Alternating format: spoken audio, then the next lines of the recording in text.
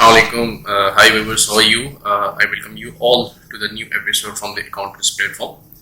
Uh, Today we have brought a very interesting, very informative video. Before we go into the details of the video, it is with immense pleasure to share with you people that our channel viewership is increasing rapidly. Every effort is made to bring you content that is relevant, concise and interesting. Before wasting any further time, our today's video is all about materiality, audit materiality. In the video, we will cover the main components of materiality, including what materiality is, what are the main objectives behind materiality concept, what are the main components of materiality, and the fourth one is how we determine materiality. Determination of materiality in terms of overall materiality, performance materiality, clearly revealed thresholds, etc. So in the coming slides we will cover all of these one by one. So starting with our first slide, what materiality actually is. The International Standards Standard on Auditing 320, Materiality in Planning and Performing an Audit. It covers the materiality concept and it does not have any definition for the materiality. The purpose behind having no definition in the ISA 320 may be that the principle of materiality is the first and foremost financial reporting rather than an auditing concept. Also, the materiality concept differs in different parts of the world, so there is no such definition that we can conclude that what materiality actually is. However, that the International Standards on Auditing on Materiality has highlighted some of the keywords and phrases in relation to materiality in the context of an audit, which includes misstatements which could influence decision of a user. The second one is a judgment based on surrounding circumstances, including the size and nature of the misstatement, and that those decisions are based on the user's common need as a group. Please bear in mind that materiality is always calculated in percentage terms. It may be as a percentage of turnover, it may be as a percentage of total assets, net assets, profit before interest and tax, and profit before tax, etc. There is no one such benchmark that we can use for materiality purpose. There may be a combination of benchmarks. So, what are the importance of materiality? Why auditors use the materiality concept while working on the financial statements? We will cover all these concepts in detail in the coming slides. So we move on to our next slide, that is importance of the materiality. Why materiality is important to auditors? So the concept of materiality is fundamental to the audit. Auditor normally have to give assurance, reasonable assurance over the facts and figures and the true and fair viewiness of the financial statements. So if there are material uncertainties, or you can say material misstatements in the financial statements, so how come an auditor can give a reasonable assurance over the true and fairness of the figures reported therein? So the material concept is key to conducting efficient financial reporting when performing the audit and evaluating the effect of identified misstatements on the audit and of uncorrected misstatements on the financial statements. Again, materiality concept is relevant to each and every stage of the audit cycle, whether it's in the planning stage or it's in the fieldwork stage, completion stage, and as well as in the final stage. Significant deviations in terms of revenue, in terms of expenditures may have occurred since you have set a planning materiality for your financial statements. So it may be the reason, or it may be the case that an initial materiality is reassessed at a later stage during the audit cycle, and you have to revisit your materiality at the final stages. Before going into the details of the materiality, we need to be very clear. Auditing 200 explains that in general, misstatements including omissions are considered to be material if individually or in aggregate. They could reasonably be expected to influence the economic decisions of the users taken on the basis of financial statements. So before the end user of the financial statements take any decision, he must carefully look into the materiality figures, what material uncertainties prevails, and the auditor perception of the financial information needs for the user is affected by the size and nature of a misstatement. If the misstatement is of a material nature, then it can significantly affect the economic decision of a end user. So after covering the first major part of our video, that is what materiality is and what's the importance of materiality in the audit profession, we move on to our next. So auditors usually sit in materiality for the financial statements as a whole, and usually they refer it as overall materiality at the planning stage. And the primary purpose for setting the overall materiality is to help them in planning the audit and identifying a performance materiality figure, so that they can actually design their audit procedures and the number of audit procedures they need to perform over the performance materiality. And for class of balances and class of transactions that are above the performance materiality, what type of audit procedures they need to perform. And a trivial posting threshold is also identified while setting up an overall materiality. We will go into the details for the performance materiality and trivial posting threshold in the latter part of the video. So the first step in determining materiality is choosing the appropriate benchmark. The second one is determining a label. Usually this is a percentage of this benchmark, and the third one is justifying the choices. The reason for selection behind determining materiality. So we will discuss the performance materiality and clearly thresholds in detail in the later sections of the episode. First we go on to our first step in determining materiality, that is selecting appropriate materiality benchmark. So there are a number of factors that are listed down by the ISA 320 that we consider when we choose a benchmark. It may be the case that there are certain items in the financial statements that are of more keen interest to the user, so you have to take a look of that also. We have to look for the relative volatility of the benchmark. So if some references to previous periods are in common, so we need to take into account also. It might be the case that last year the sales figure was too good, but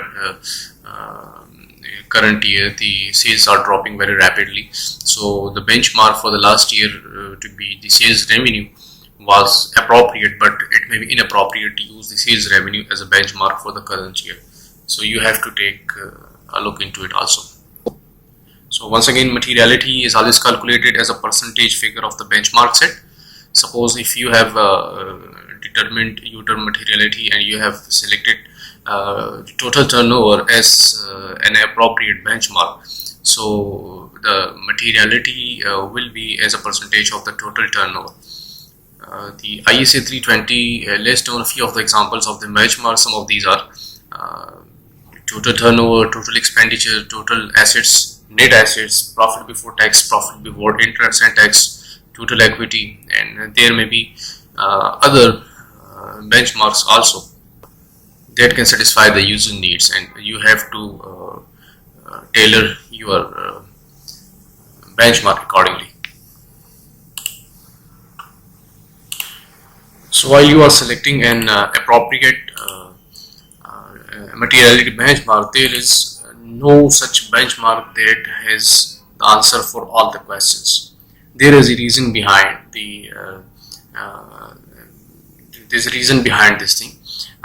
If you are working in a profit-oriented industry, then the profit before tax may be the appropriate benchmark, considering the fact that profit is earned at a constant pace with corresponding figures.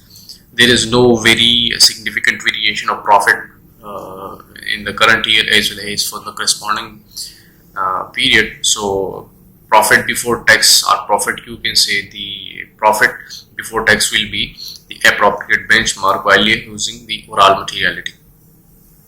If you are auditing a company or an organization where the balance sheet has higher values of assets onto it, so you can use the total assets approach as well.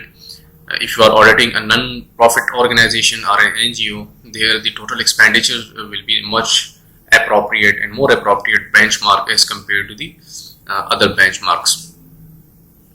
In this case, the NPO's level of income vary from one year to the next, but the expenditure is more consistent, so we will take expenditure as the benchmark for our overall materiality. Literally speaking, there is no one benchmark that will be acceptable for each type of industry. It comes to the auditor's judgment while selecting the most appropriate benchmark in a given situation. It may be the case that there is one benchmark appropriate for one industry in a given set of parameters, but it may be very much inappropriate in other conditions. So in a given set of parameters, an auditor can use a combination of benchmarks, and it can be very useful at times for the auditors to conduct an audit. And the auditor must document what benchmark he has selected, giving justifiable reasons for that and a rationale behind the appropriate benchmark as to why this benchmark has been selected over the others. So you have to document it and place it at the auditing working paper file. Second step is determining the level of materiality. Once you have selected an appropriate benchmark of materiality, the second step is determining the level of materiality. How much of the total materiality as a percentage must be fixed by the auditor. So again, there is no such definition or no such guidance in the ISA regarding the level of materiality to be set. But again, this is the professional judgment that an auditor has to seek. Usually, the materiality is calculated as a percentage of your benchmark, and firms and networks issue guidance regarding the percentages, and the percentage may vary according to the circumstances, and it again requires judgment of the auditor.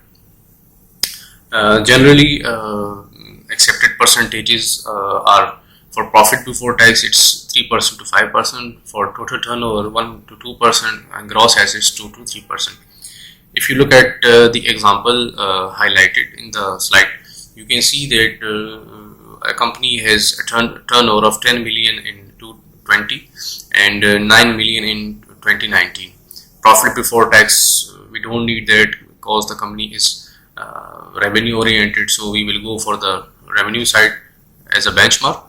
And in the last year, it was fixed at 2% of the total turnover, so the amount comes to be 200,000 and 180,000. You can see that in previous years we have determined an appropriate level of materiality to be 1.5% of the turnover. However, the current year's rise revenue is not expected to be repeated in future year. This plus the overall drop in adjusted profit before tax leads to conclude that a more appropriate basis for materiality this year would be 1%. So we will go for 1% of the overall materiality based on our benchmark, that is revenue.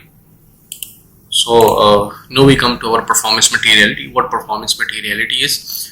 So the ISA 320 defines performance materiality is the amount set by the auditors at below overall materiality to reduce to an appropriately low level the probability that the aggregate of uncorrected and undetected misstatements exceed overall materiality. But in order to in performance materiality, that if your overall materiality is 100 suppose, so your performance materiality will be 75. The main purpose for performance materiality setting is that the auditor decreases its level of materiality just to ensure that more transactions are audited and more financial statements are covered in our audit time.